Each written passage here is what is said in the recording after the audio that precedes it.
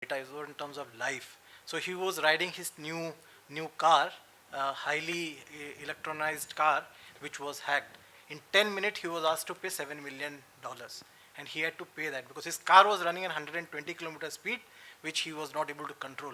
So if he was told, if you are not able to pay in next 10 minutes, we'll bang the car. No controls were operational, nothing was operational. And he had to call his home back and immediately had to transfer onto the Bitcoin. So it was yesterday's incident which has happened. And the guy who has taken, he was 17 years old. The guy who has taken the money. So, thank you. So that this gentleman came, sorry, Amit, hi. So Amit, you want to share any views? I would like to add some of the thing that apart from what we have talking about ransomware, then DDoS and all those things, I wanted to take it from where Chitti actually left. Mobility is something which we have to really look at very seriously, because business is demanding that boss, we have to give more and more gadgets to my sales team for generation of the business. And where is that business is going to come is probably from mobile devices or maybe a tablet devices, wherein they are going to offer a lot of application, a lot of services. So these are the devices which are going to be in the market. We don't know the whereabouts of how those are going to use, what kind of things are going to happen on those. Very small example I wanted to start with actually. We know that we use WhatsApp and we use email also and on mobile. So very simple thing in WhatsApp, there is one very small setting is there that when you wanted to download a video automatically, you have to have a Wi-Fi connection. And when you are on 3G, probably you have to manually press. Now most of the times we are, like when we are in the office, we actually connect our mobile to a Wi-Fi. But when we are out of office, it is on 3G. So most of the time when we actually come to our office network, the videos or anything which is actually going to happen in the background, that get downloaded. On the same mobile, we are also using our email service. We are also using our various applications, which are business application. So we really don't know what is actually getting downloaded in the background. Similarly, there are a lot of updates which comes on the mobile devices. So those also get updated automatically on the Wi-Fi, not on 3G. So we really don't know how and what is happening on my device. So there is no control on the device. Now this is with our own example. When the sales team or salesperson who are actually highly automated, they are going to behave like a robot in the future, having a lot of devices, gadgets and all those things. They are going to go on a field, having a lot of access to the applications, and a lot of things are going to happen on those gadgets, how we are going to control. So in market there are solutions like MDMs and all those things, those are available, but still what kind of a repercussion is going to happen when those applications are going to behave on various threads. The threads are unknown, the problems are unknown, and a lot of things are unknown because we are actually moving to that digitalization. Earlier we were talking about digitalization, but now actually we are purely going into digitalization. Sure. One more thing is that a very small example again, last week or something like that, WhatsApp came with the file sharing feature. Now how we are going to mean, like what kind of a collaboration is there within the industry to share the info, that what kind of a control we can have for such kind of feature which is coming. So a lot of new applications are there, or existing applications, or a lot of tools they are having. Every week or every day there is some new or the other features are coming, but we really don't know as a CISOs that what kind of a control should be there, or probably even some of them are not even knowing that this feature has come, and because of this feature what kind of a threat is going to come across us. So we are moving at a very great pace, but still CISO community needs to contribute, collaborate, and a lot of things needs to be done. I personally feel that mobility is something, a big challenge which is in front of us. Sure, thank you. Yeah, thanks. I mean, I'll just add to what Amit said. I mean, couple of days ago, I think Manan was there as well. So we had the DCP of the cyber cell who gave the keynote address. So one of the points he did make was, you do know, you install new apps, it gives you a set of permissions. Have you ever evaluated the permissions? Again, going back to his WhatsApp thing, I mean, why does an app require access to the personal data or the other data that's on the phone? Maybe your photo albums, maybe your videos.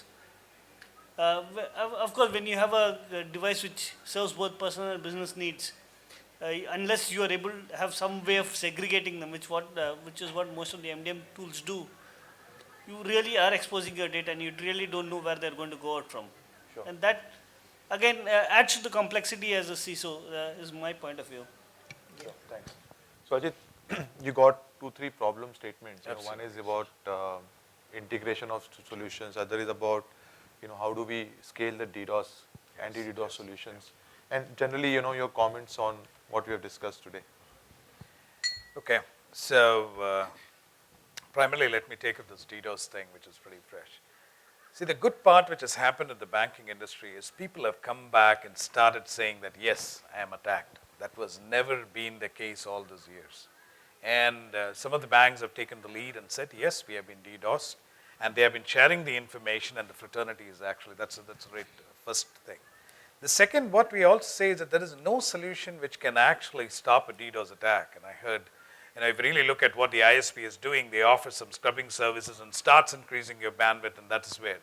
But really, if you really look at it, there has to be regular DDoS check services which needs to be part of your framework. It need not be done when we do a lot of vulnerability management services or access services because the RBI is putting certain guidelines. You need to actually have a regular DDoS check service, as he said.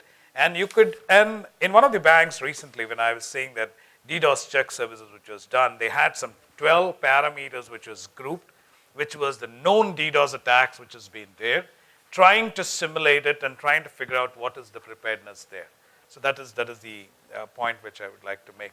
And ISPs don't take responsibilities for it. You're coming from the ISPs, they increase the bandwidth and say, boss, we are doing a scrubbing service, and that's where the industry is today. I have a point. Yep. He also mentioned about they allowing you for a sample period. Absolutely, So yes. should we try that? Organizations? Uh, Tell them to DDoS us. I'm not Let's see. surprised. It may come very soon in Amazon and all by selling. Absolutely, yes. So Yeah. just take that service and check yourself. Yes, yes. You can write on credit card. Yeah. So these are specialized services which has been offered currently, and that is how the industry is there. But it has not become very generic saying that we can pick up out of this 12 parameters, take one parameters and keep checking, right?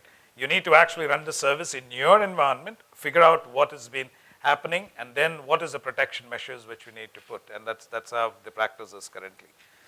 Then we have a lot of those appliances which keep coming saying that we can protect and we can augment it, because end of the day, you would have seen me talking always, we are all going to that MRTI, mission readable threat intelligence, and how we are going to push it down to your automation, and that is how this industry is actually growing.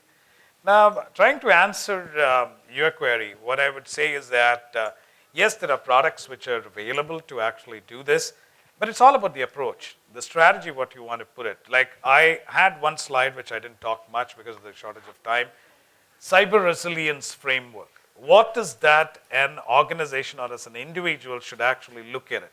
How are you going to put up your strategies in place? It's not about investing X amount of money today and ensuring that you have a correct framework. It is about building it, in a span of 5 years or 10 years and trying to actually be proactive to the dark world. That's what I always kept saying, that preparedness.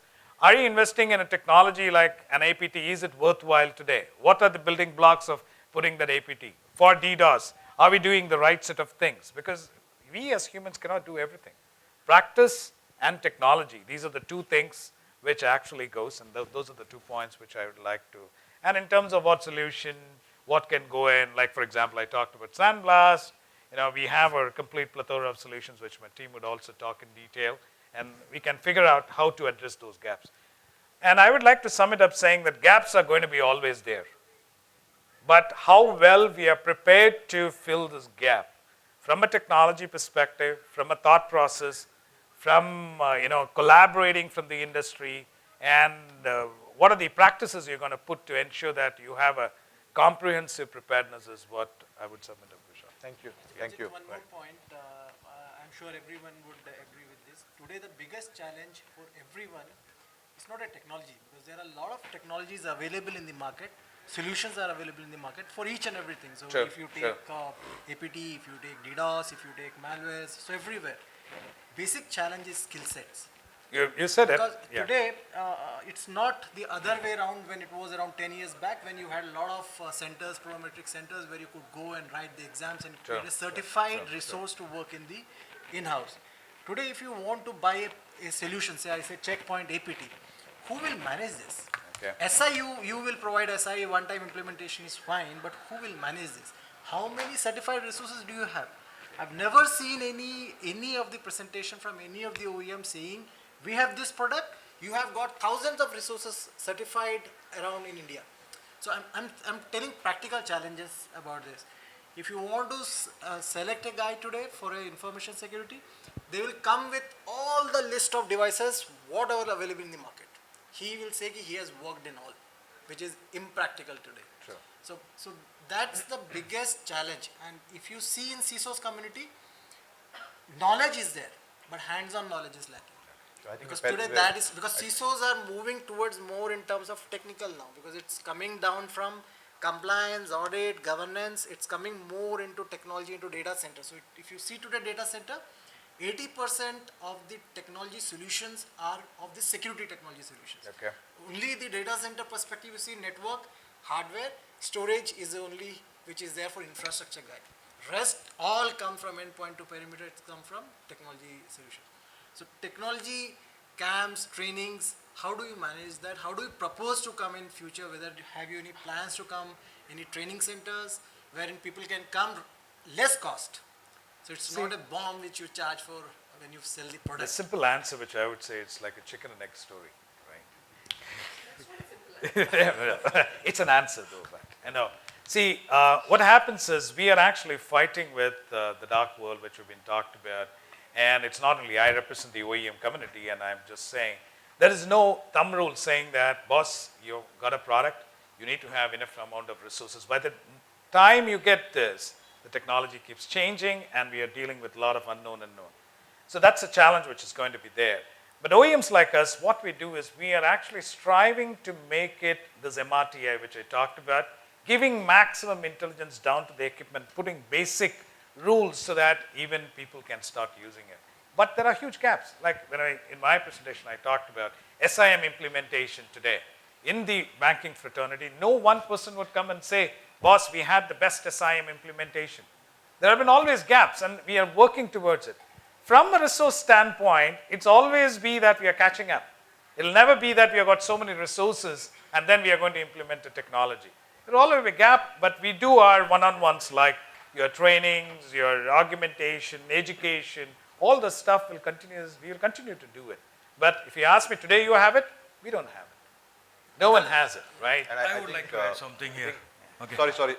I just wanted to, because we're running out of time. In fact, we have overshot a lot. So, but it's a very good point and a good conversation to have when we break now. Yeah. So I think, so let me just summarize. I think we talked about various issues. We started with advanced threats. We talked about ransomware. We talked about DDoS. We talked about collaboration. We talked about business imperatives. We talked about balance.